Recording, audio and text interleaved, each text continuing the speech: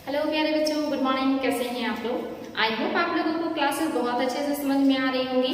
मध्यकालीन भारत में हम लोगों ने मुगल साम्राज्य शुरू किया है और मुगल साम्राज्य काफी इंटरेस्टिंग है। अभी हम इसको आगे बहुत अच्छे से जो भी चीजें हैं उसको भी पढ़ाएंगे। और हम लोगों ने मुगल साम्राज्य की शुरुआत मुगल साम्राज्य की जानकारी के स्रोत से शुरू किया था। पहले दिन वाले वीडियो में थोड़ा सा साउंड आया होगा आप लोगों को, क्योंकि उस दिन थोड़ा सा फैन चल रहा था और उस पर ध्यान नहीं गया, तो आवाज थोड़ा सुनने में प्रॉब्लम हो रही होगी। लेकिन उसमें मैंने बहुत ज्यादा समझाया नहीं है, तथ्य ज्यादा है, तो उसको देख करके नोट कर लीजिएगा और बार बार रिवाइज कीजिएगा। आप लोगों के लिए बहुत हेल्पफुल होगा। और कल आप लोगों ने बाबर को पढ़ा था। आज हम लोग बाबर के सबसे बड़े बेटे जो है हुमायूं, इनके बारे में पढ़ेंगे कि कैसे वो शासक बनते हैं और किस तरह से उनके सामने कौन कौन सी परेशानियां आती हैं, कहाँ तक उनका साम्राज्य विस्तार होता है और किस तरह उनका जो जीवन है वो फिर जो है समाप्त हो जाता है। तो चलिए बच्चों, शुरुआत करते हैं हुमायूं को। और जो हुमायूं है इनके बारे में देखेंगे। हुमायूं का जो कार्यकाल है आप देखेंगे 1530 से लेकर के 1540 है भारत में। इसके अलावा 1555 से 1556 है, यानी कि शासक बने थे 26 दिसंबर 1530 को। इसी डेट को बाबर की मृत्यु हुई थी आगरा में बीमार होने की वजह से, और उसी दिन इन्हें शासक घोषित कर दिया जाता है 26 दिसंबर 1530 ईस्वी में। और यहीं से इनका कार्यकाल शुरू होता है। 30 से लेकर के 40 तक, यानी कि 10 वर्षों का इनका शासनकाल भारत में रहता है। और वो निरंतर जो है बाबर की तरह युद्धरत रहते हैं या युद्ध करते हुए बीतता है। आगे जब 1540 में हार जाते हैं ये शेरशाह सूरी से और इन्हें भारत छोड़ करके भाग जाना पड़ता है। और फिर लगभग 15 सालों तक ये इधर उधर भटकते रहे। इनका निर्वासन का टाइम चला, यानी कि 15 वर्षों तक ये भारत से बाहर इधर उधर मदद के लिए भटकते रहे। और बाद में फिर ईरान के शाह से मदद मिलने के बाद ये 1556 में और 55 में फिर से भारत पर आक्रमण करते हैं और 56 तक, यानी कि सिर्फ 1 वर्ष ही शासन कर पाते हैं। और एट लास्ट जो है लाइब्रेरी की सीढ़ियों से गिरने की वजह से हुमायूं के सर में चोट आती है, जिसकी वजह से इनकी मृत्यु हो जाती है। तो बहुत लंबा पीरियड नहीं है, मुश्किल से ये 11 वर्षों तक ये शासन कर पाए हैं भारत में। और कभी ये आराम से काम नहीं कर पाए, इन्हें हमेशा युद्ध करना पड़ा, हमेशा संघर्षरत रहे ये। तो चलिए देखते हैं हुमायूं को। हुमायूं के बारे में जानते हैं। बाबर के 4 पुत्र थे। कल भी आप लोगों ने देखा था कि हुमायूं, कामरान, अस्करी, हिंदाल, इसके अलावा उनकी एक पुत्री जिनका नाम गुलबदन बेगम था, उन्होंने ही हुमायूंनामा लिखा है। बहुत इंपॉर्टेंट है, एग्जाम में आता भी है ये। तो इनके 4 पुत्र थे और इनकी एक पुत्री जो बहुत फेमस है इतिहास में, जिसमें सबसे बड़े जो थे हुमायूं थे। और हुमायूं को ही बाबर सबसे ज्यादा पसंद करते थे। और तैमूरी परंपरा के अकॉर्डिंग जो ज्येष्ठ पुत्र होता है उसको साम्राज्य मिलता है। इसके अलावा बाकी लोगों को भी साम्राज्य में हिस्सा दे दिया जाता है, बांट दिया जाता है। इस तरह की परंपराएं तैमूरी परंपरा में थी, जो मुगलों ने भी अपनाया था। तो जो बाबर है उनकी मृत्यु के बाद, क्योंकि बाबर ने अपना उत्तराधिकारी हुमायूं को ही बनाया था, तो जो हुमायूं है ये शासक बनते हैं और शासन करना शुरू करते हैं। लेकिन बाबर ने अपने वसीयतनामा में लिखा था कि हुमायूं अपने भाइयों के साथ गलत नहीं करेंगे या उनकी भी इच्छाओं का ध्यान रखेंगे, जिसकी वजह से बाबर के मरने के बाद जो हुमायूं है वो अपने साम्राज्य को अलग अलग भागों में बांट करके अपने भाइयों को भी उसमें से हिस्सा दे देते हैं। और जो दिल्ली का क्षेत्र है, इसके आसपास का क्षेत्र वो अपने पास रखते हैं, यानी कि दिल्ली के शासक और आगरा के जो क्षेत्र का अपना उनका अधिकार रहता है। बाकी के जो क्षेत्र थे उनको उन्होंने अपने भाइयों के बीच बांट दिया था। उसको भी देखेंगे बच्चों। तो इनका आगे हैं, इनके अलावा 3 भाई और हैं। और हुमायूं का जन्म माहम सुल्ताना से हुआ है, यानी कि इनकी जो माँ है ये माहम सुल्ताना है। ये आपको पता होना चाहिए बच्चों, एग्जाम में एक बार आया भी है कि हुमायूं की माँ का क्या नाम था। तो इनकी माँ का नाम माहम सुल्ताना था। इसके अलावा जो कामरान है और जो अस्करी है, इनका जो जन्म हुआ है ये गुलरुख बेगम के गर्भ से हुआ है, यानी कि इनकी जो माता है ये गुलरुख बेगम है, ये भी ध्यान देंगे। इसके अलावा जो हिंदाल है का जन्म दिलदार बेगम के गर्भ से हुआ है और इन्हीं के गर्भ से गुलबदन बेगम का भी जन्म हुआ है। यानी कि जो बाबर है इनकी कई पत्नियां हैं और अलग अलग पत्नियों से अलग अलग बच्चों का जन्म हुआ है। तो इम्पोर्टेंट है बच्चों, सबसे ज्यादा इम्पोर्टेंट है कि जो हुमायूं है इनकी माँ का नाम जो है माहम सुल्तान है, ये याद रखना है आप लोगों को। हुमायूं का पूरा नाम नस्रुद्दीन मोहम्मद था, ये भी याद रखेंगे बच्चों, नसीरुद्दीन मोहम्मद, ये हुमायूं का मूल नाम था या पूरा नाम था। और उनका जन्म 6 मार्च 1508 ईस्वी में काबुल में हुआ था। 1508 ईस्वी काबुल में इनका जन्म हुआ है। और इनके जो गुरु थे मौलाना मसही और अल-दीन रुहिल्ला, यानी कि जो गुरु है कौन है, मौलाना मसही उल दीन रुहिल्ला, ये इनके गुरु हैं। इसके अलावा मौलाना इलियास इनके गुरु है।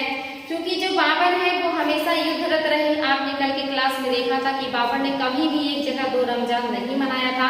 वो पूरे जीवन काल युद्ध ही करते रहे। अफगानिस्तान से, मध्य एशिया से लेकर के वो भारत तक उनका जो जीवन का एक तरीके से कहेंगे टाइम पीरियड था वो युद्ध में ही बीता था।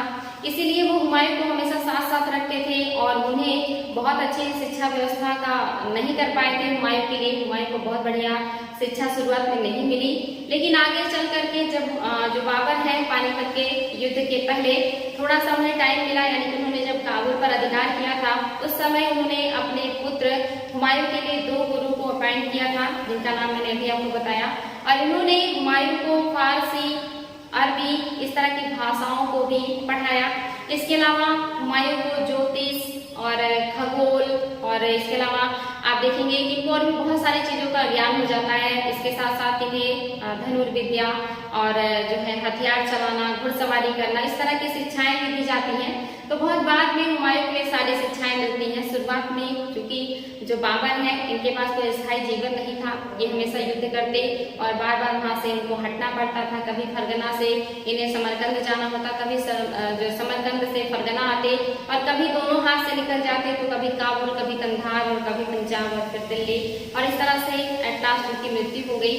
तो इनके बच्चों को एक अस्थायी जीवन नहीं मिल पा रहा था, जिसकी वजह से जो शिक्षा वगैरह की व्यवस्था थी ये बहुत अच्छी नहीं कर पाए थे बाबर। लेकिन आगे चल करके हुमायूं को जब पढ़ने का मौका मिला तो इन्होंने बहुत अच्छे से सारी चीजों को पढ़ा और इन्हें बहुत बढ़िया नॉलेज भी था। इन्हें ज्योतिष का अच्छा ज्ञान था। ऐसा माना जाता है कि ये सप्ताह में 7 दिन अलग अलग कलर के कपड़े पहना करते थे कि ज्योतिष का प्रभाव होता है, इसमें वो विश्वास करते थे। तो ये है बच्चों इनके बारे में सारी चीजें। यहाँ पे आप देखेंगे शिक्षक जो है इन्हें फारसी और अरबी का अच्छा ज्ञान इनको कराया। इसके अतिरिक्त इन्हें गणित का भी अच्छा ज्ञान था, दर्शन, ज्योतिष, खगोल और चित्रकला का भी अच्छा ज्ञान था। जब आप आर्ट एंड कल्चर पढ़ेंगे तो वहाँ पे देखेंगे कि भारत में चित्रकला की शुरुआत करने वाले जो मुगल शासक हैं ये हुमायूं हैं, क्योंकि बाबर को कभी मौका ही नहीं मिला कि वो कोई इमारत, कोई चित्रकला, कोई संगीत में इंटरेस्ट ले सके। वो हमेशा युद्ध ही करते थे।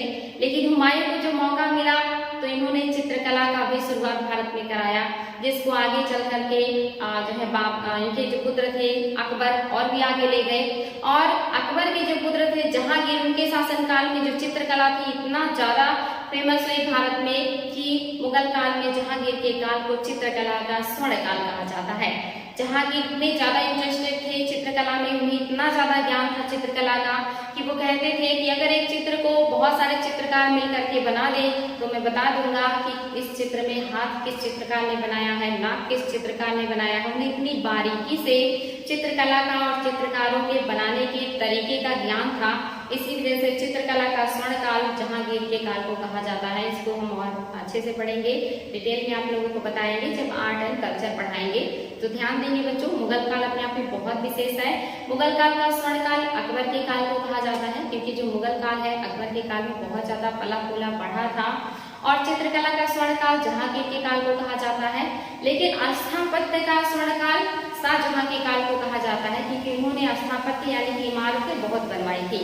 इसमें से आप जानते हैं दिल्ली का लाल किला और आपका ताजमहल सबसे ज्यादा प्रसिद्ध या सबसे ज्यादा भव्य है। तो इसीलिए इस तरह के क्वेश्चन भी बनते हैं, तो आप लोगों को ये सारी चीजें नोट करके चलना है। तो ये है हुमायूं। इनकी शुरुआत की जो जिंदगी है बहुत अस्थिर है, क्योंकि अपने पिता के साथ हमेशा युद्ध भूमियों में ही रहे, उनकी मदद करते रहे युद्ध में। और जब बाद में उन्हें शिक्षा का मौका मिला तो उन्होंने शिक्षा भी ग्रहण किया। लेकिन अचानक से उनके पिता की मृत्यु के बाद उन्हें सिंहासन तो मिला, लेकिन वो भी बहुत एक तरीके से कि कठिन परिस्थितियां थी। एक दूसरे देश में एक बड़े साम्राज्य को स्थापित करना, उसको सुदृढ़ करना उनके लिए आसान नहीं था। तो आगे देखते हैं और क्या हुआ है बच्चों। प्रारंभिक कठिनाइयां क्या थी हुमायूं की, यानी कि शुरुआत की। पहला है असंगठित साम्राज्य, यानी कि जब हुमायूं शासक बने 26 दिसंबर 1530 ईस्वी में, तो उनके सामने सबसे पहली जो समस्या थी वो असंगठित साम्राज्य, क्योंकि बाबर जो है अफगानिस्तान यानी कि काबुल से लेकर के भारत में दिल्ली और बिहार और दक्षिण में आप देखेंगे मध्य प्रदेश में जो विंध्याचल की पहाड़ियां हैं वहां तक का क्षेत्र इन्होंने जीत लिया था। भारत का एक बहुत बड़ा क्षेत्र अब हुमायूं के पास था, उनके साम्राज्य में शामिल था। और इतने बड़े साम्राज्य को जो बाबर है वो सुदृढ़ नहीं कर पाए थे, व्यवस्थित नहीं कर पाए थे, क्योंकि अभी उन्होंने पानीपत का प्रथम युद्ध लड़ा था 1526 में, 1527 में उन्होंने खानवा का युद्ध लड़ा, 1528 में उन्होंने चंदेरी का युद्ध लड़ा और 1529 में घाघरा के युद्ध के बाद 1530 में वो बीमार हो जाते हैं और आगरा में उनकी मृत्यु हो जाती है। बहुत कम टाइम पीरियड में अगर उन्हें मौका मिला होता तो बहुत दूरदर्शी थे, उनके अंदर बहुत ज्यादा ज्ञान था, क्योंकि उन्होंने जीवन में अपने बहुत संघर्ष किया था, बहुत सारे युद्ध हारे थे वो, और उन्हें अपना जो साम्राज्य था वो सुदृढ़ करने का मौका नहीं मिला।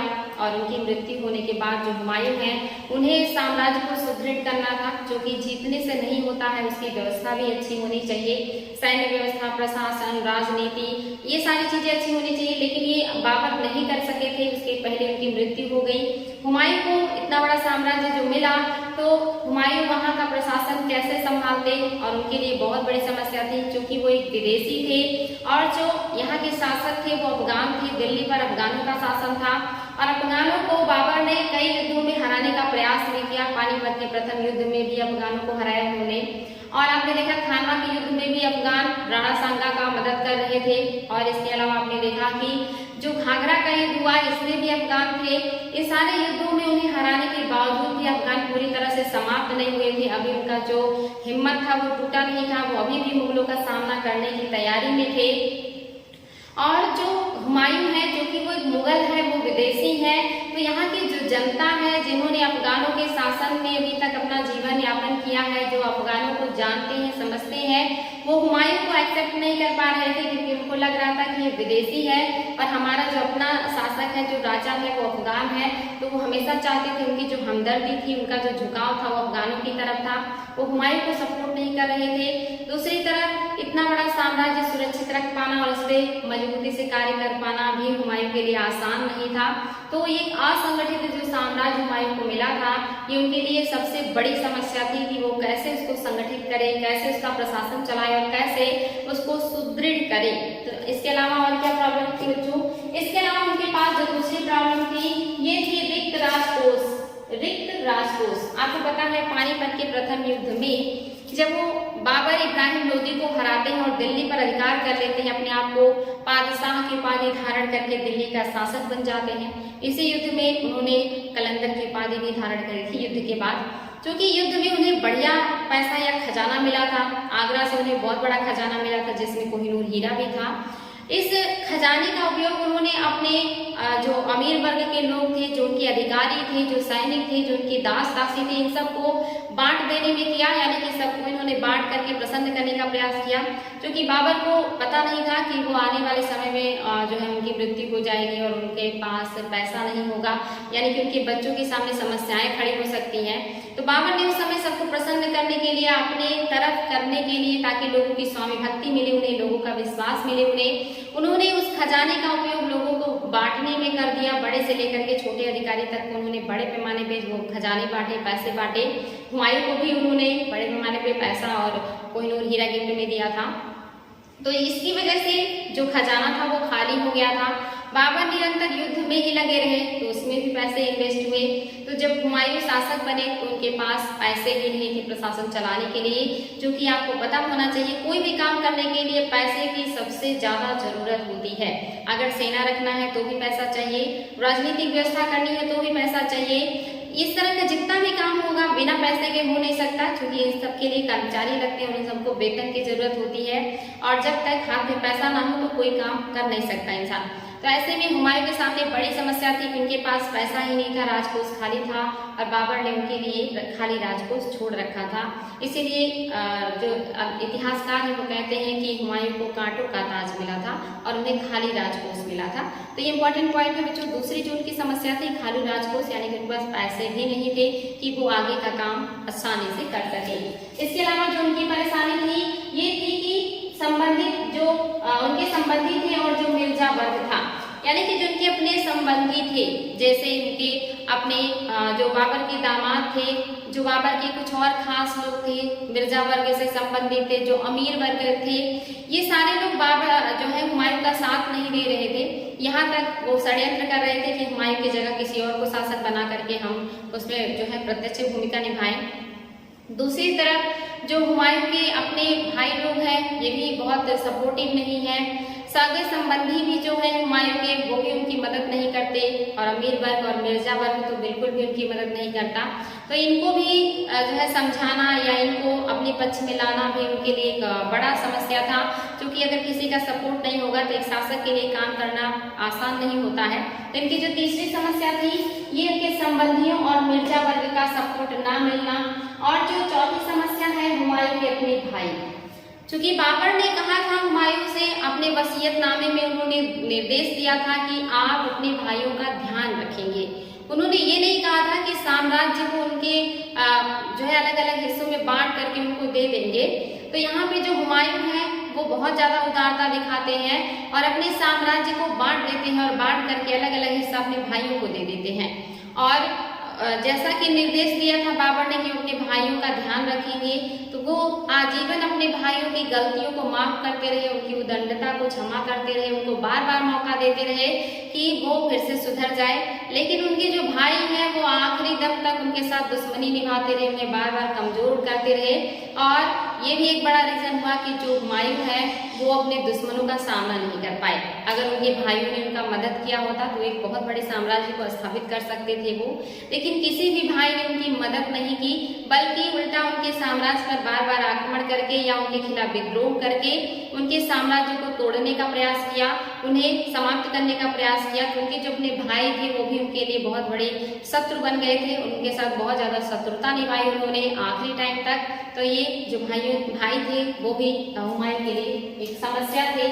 इसके अलावा अफगान, भारत में जो अफगान है ये भी हुमायूं के सबसे बड़े शत्रु हैं, क्योंकि अफगानों का ही शासन था। जो लोदी वंश था वो अफगान थे और इसके पहले से अफगान शासन कर चुके थे बहलोल लोदी, सिकंदर लोदी, इसके बाद इब्राहिम लोदी। तो एक बड़े साम्राज्य पर उनका अधिकार था, जो जनता थी वो उन्हें समझती थी, मानती थी। और जो अफगान है ये उत्तर भारत में लगभग फैले हुए हैं, गुजरात से लेकर के पश्चिम बंगाल तक। और यहाँ पे अभी ये समाप्त नहीं हुए। गुजरात में बहादुर शाह हैं और बिहार में महमूद लोदी हैं और इसके अलावा आप देखेंगे बंगाल के भी हैं। और दूसरे जो शेर खां हैं ये तो सबसे बड़े शत्रु हैं हुमायूं के, और यही जो है प्रण करके बैठे थे कि मुगलों को मैं भारत से भगा करके ही रहूंगा। तो ऐसे में उनके जो शत्रु हैं बहुत सारे हैं और वो उनको जो है शासन नहीं करने देना चाहते या उन्हें वापस भारत से भगाना चाहते हैं, क्योंकि उन्हें लगता है कि ये विदेशी हैं और इन्होंने हमारा साम्राज्य छीना है। तो वो चाहते हैं कि हम इन्हें वापस भगाएं और अपना साम्राज्य हासिल करें। तो इन्हें इन अफगानों से भी युद्ध करना पड़ता है और ये अफगान ही इन्हें भारत से भगाने के लिए जिम्मेदार साबित होते हैं या भारत से इन्हें निर्वासित करना मतलब होना पड़ता है। इसके लिए अफगान ही जो है जिम्मेदार हैं। तो यहाँ पे जो अफगान है ये भी इनके लिए बहुत बड़ी परेशानी है। इसके अलावा चारित्रिक दुर्बलताएं, इतनी सारी परेशानियां तो थी ही हुमायूं के साथ, लेकिन हुमायूं का जो कैरेक्टर था, जो चरित्र था ये भी दुर्बल था। वो एक दयालु इंसान थे, वो अच्छे इंसान थे, लेकिन उनके पास एक सैन्य नेतृत्व नहीं था, दृढ़ इच्छा शक्ति नहीं थी। वो कोई भी काम शुरू तो करते थे लेकिन उसे पूरा नहीं करते थे, उसको बीच में ही छोड़ देते थे, जिसकी वजह से वो बार बार जो है उन्हें हार का सामना करना पड़ता था, क्योंकि वो कोई भी काम अंजाम तक नहीं पहुंचाते थे। वो कहीं पर आक्रमण करते थे तो उसे पूरी तरह जीतते नहीं थे, तो कभी कोई गलती करता था तो उसे माफ कर देते थे। बार बार वो मौका देते थे अपने शत्रुओं को जो है अपने ऊपर आक्रमण करने का या खुद को कमजोर करने का। उनकी जो अपनी चारित्रिक दुर्बलता है ये भी उनके पतन का एक बड़ा कारण बनता है, क्योंकि अगर वो जो है दृढ़ता से वर्क करते अपने भाइयों के ऊपर कंट्रोल करने के लिए। अफगान सरदारों के खिलाफ वो आक्रामक नीतियां अपनाते और उन्हें समाप्त करने का प्रयास करते, तो शायद उनका जो साम्राज्य है उनसे नहीं छिनता और वो अपने साम्राज्य को स्थापित कर सकते थे। लेकिन वो दृढ़तापूर्वक कार्य नहीं कर पाए। कौशल उनके अंदर एक सैनिक या कहीं प्रशासक का उतना अच्छा नहीं था जितना उनके पिता बाबर में था। उन्होंने ऐसे अनजान देश में इतने बड़े बड़े युद्ध लड़े, अपनी कूटनीति के अपने साहस और अपने दृढ़ इच्छा शक्ति से उन्होंने हराया और भारत में बहुत बड़े साम्राज्य को स्थापित किया। लेकिन जो हुमायूं है उसको स्थापित नहीं कर पाए क्योंकि इनके अंदर उन सारे गुणों का अभाव था जो बाबर के अंदर था। तो एक चारित्रिक जो गुण था ये भी कम था जो है हुमायूं के अंदर, या एक प्रशासक का या एक सेनापति का बढ़िया जो गुण होना चाहिए वो हुमायूं के अंदर नहीं था, जिसकी वजह से भी वो अपने साम्राज्य को खो देते हैं। तो इतनी सारी समस्याएं हैं जिसकी वजह से हुमायूं असफल रहे। इसके अलावा हुमायूं की प्रारंभिक भूलें, उन्होंने कौन कौन सी गलतियां की हैं जिसकी वजह से भी वो भारत में असफल रहे, उसको भी देखते हैं बच्चों।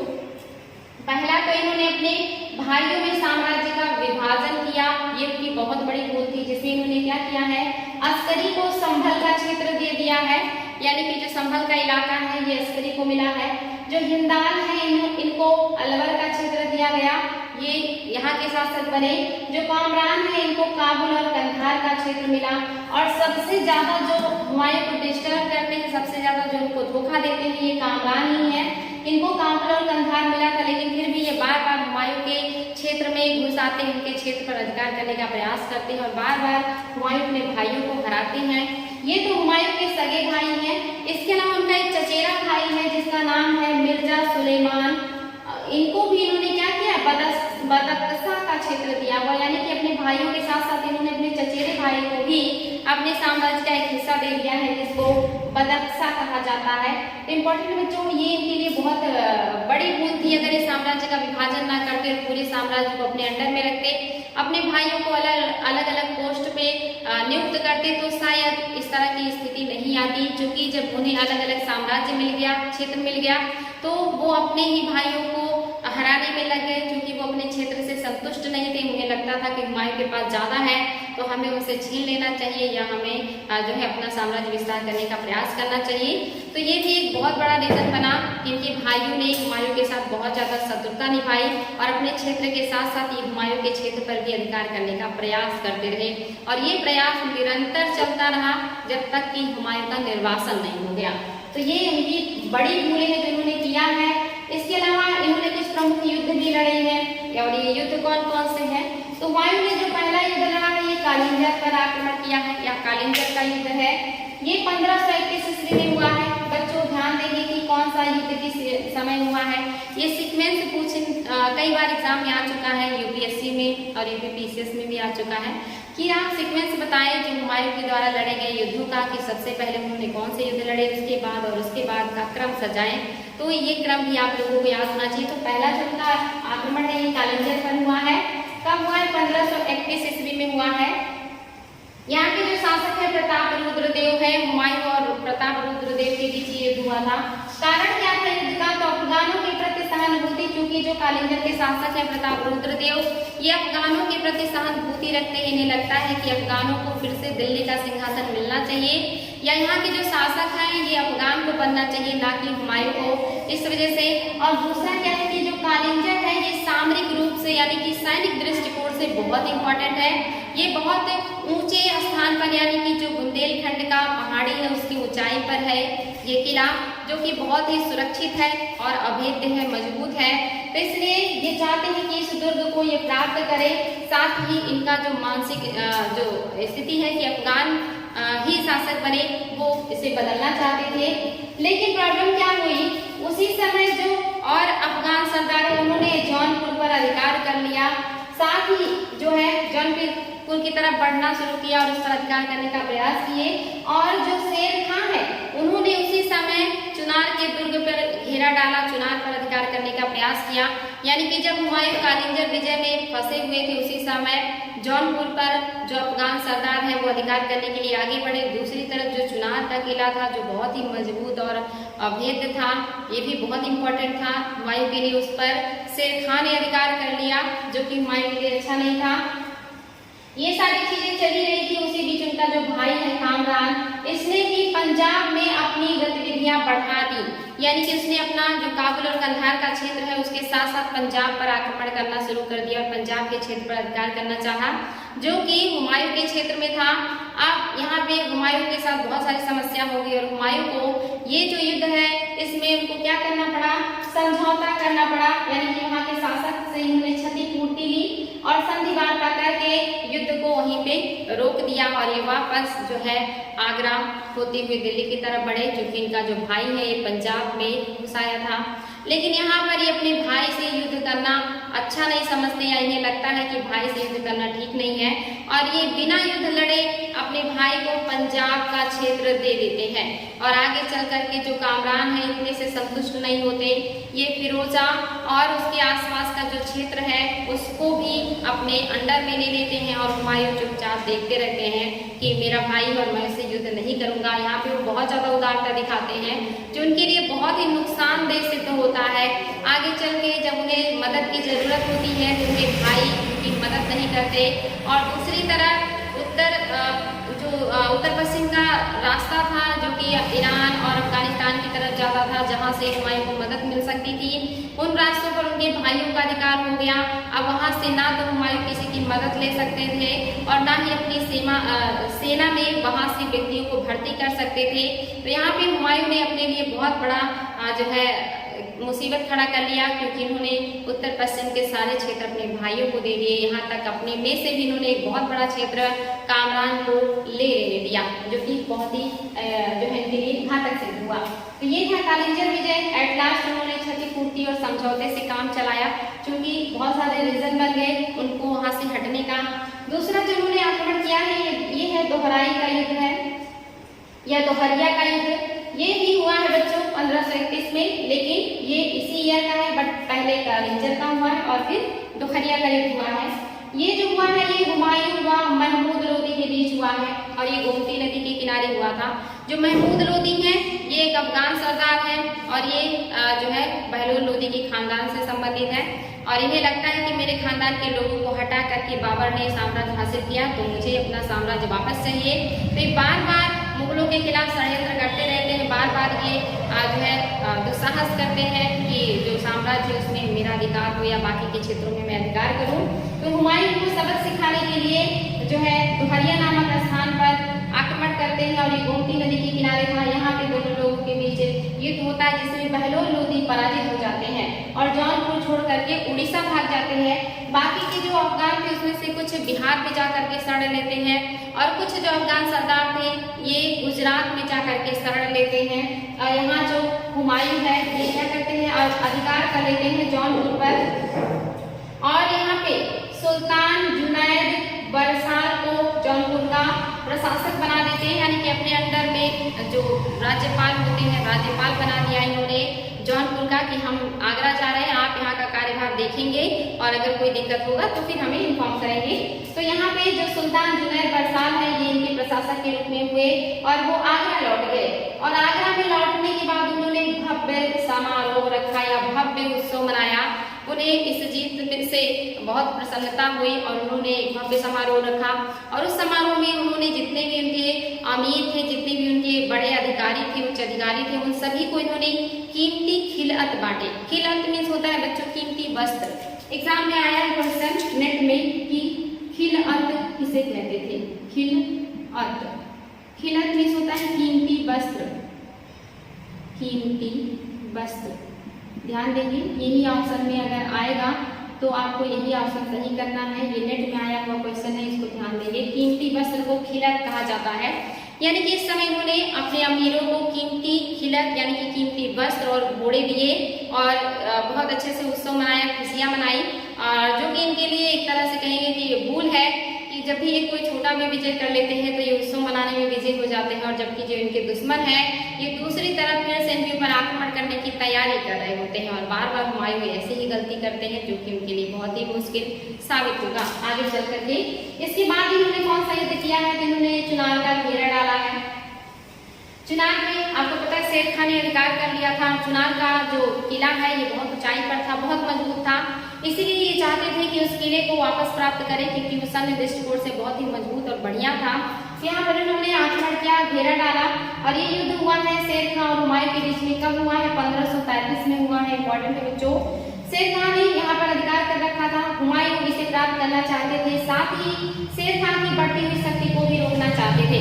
एक तो हुमायूं को ये किला चाहिए था, दूसरा वो शेर खान की जो बढ़ती हुई शक्ति थी उसे रोकना चाहते थे, क्योंकि उन्हें लग रहा था कि अगर शेर खान ज्यादा शक्तिशाली हो गया तो आगे चलकर कि वो मेरे लिए प्रॉब्लम क्रिएट करेगा, वो मेरे लिए जो है मेरा सबसे बड़ा शत्रु है ही, और अगर वो शक्तिशाली हुआ तो फिर मेरे लिए परेशानी खड़ी हो जाएगी।